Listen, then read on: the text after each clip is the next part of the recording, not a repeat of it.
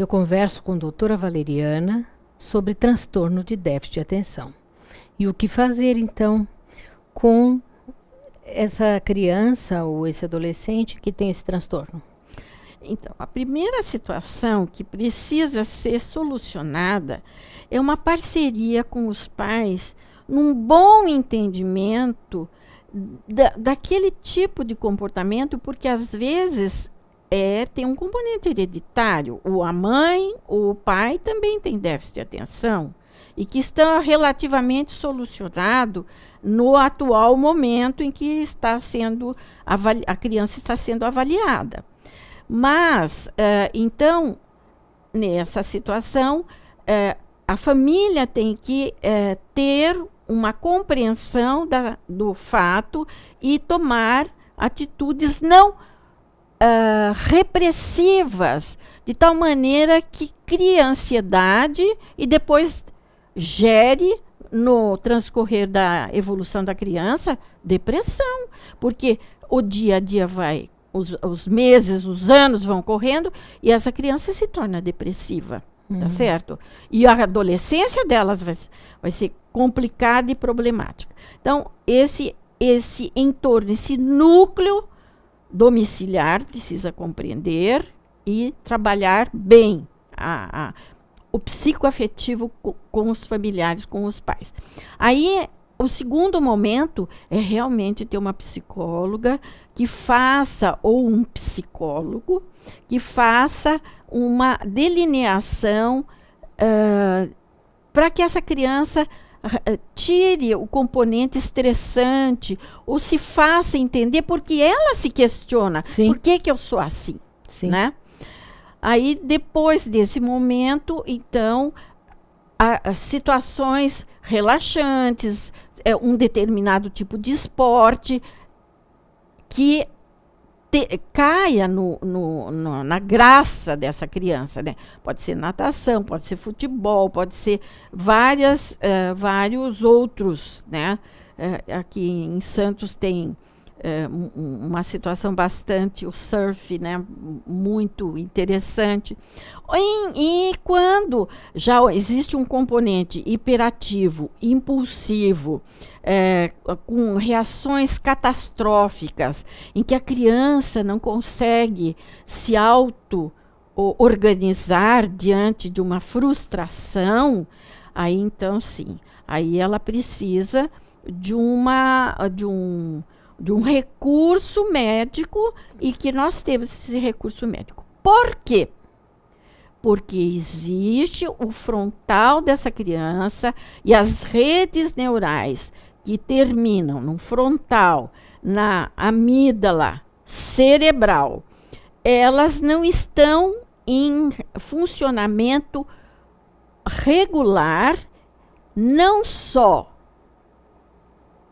bioquímico, mas todos os componentes neurais não estão em bom funcionamento.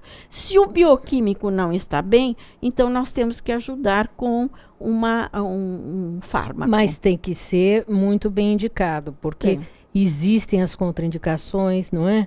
Muitas vezes a criança fica mais agitada, muitas vezes a criança... Aí não está indicado. Mas então, eu tenho casos no consultório de crianças que ficam agitadas, que têm tremores, crianças que perdem peso.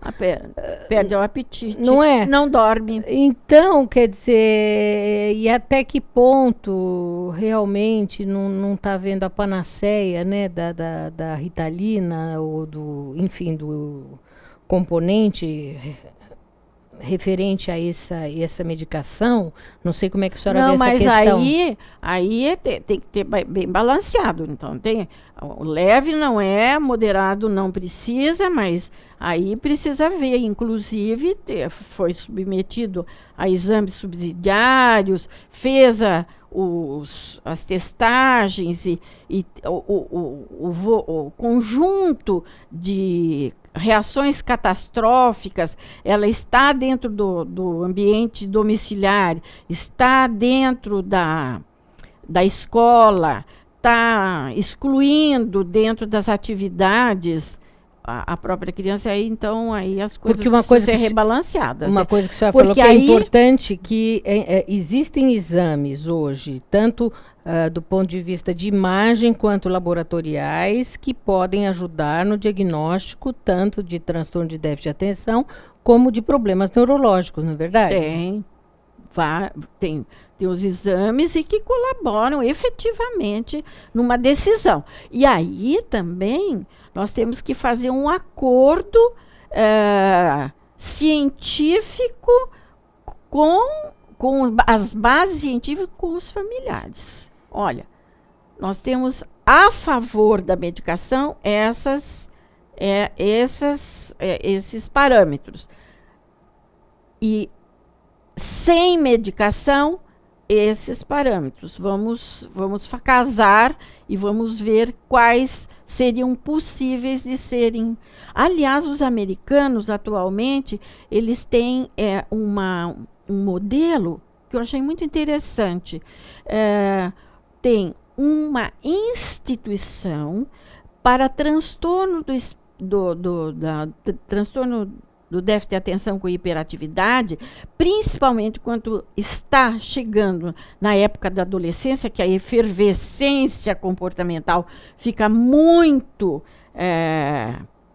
agitada, eles fazem horas nessa instituição. Eles vão para a escola usual, ficam 2 horas na escola usual, 3 horas, e depois eles vão complementar nessa escola especializada, e lá eles têm 20 minutos de teórico, e depois vão para natação, vão para futebol, vários tipos de atividades físicas, voltam mais 20 minutos.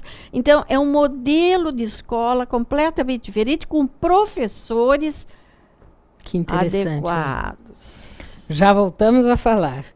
Ouça agora o Alberto Santini Filho, terapeuta ortomolecular.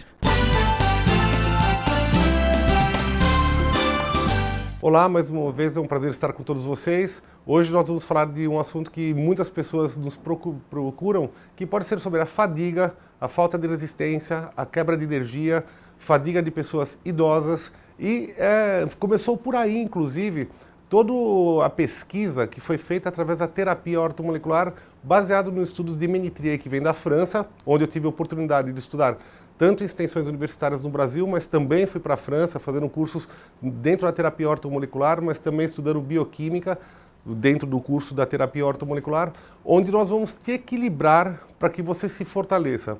Imagina então que você pode ser uma planta, uma flor, que ela está meio enfraquecida, está meio murcha, coitada, não está sofrendo com o clima, que pode ser o dia a dia.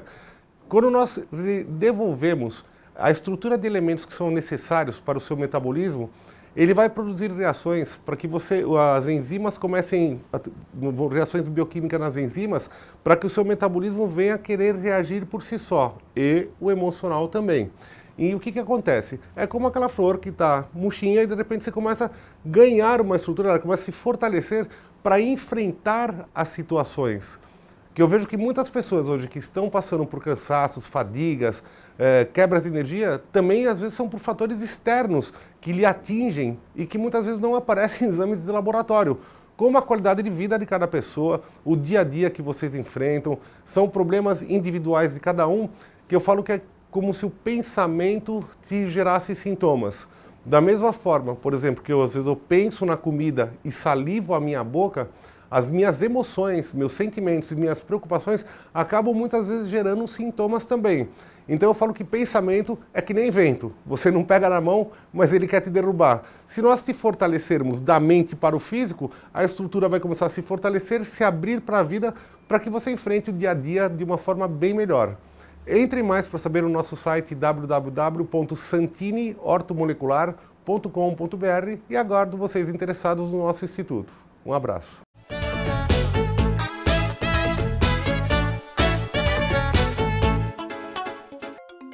O Espaço SICOM, novo ambiente em Santos para eventos, promove mensalmente cursos e palestras.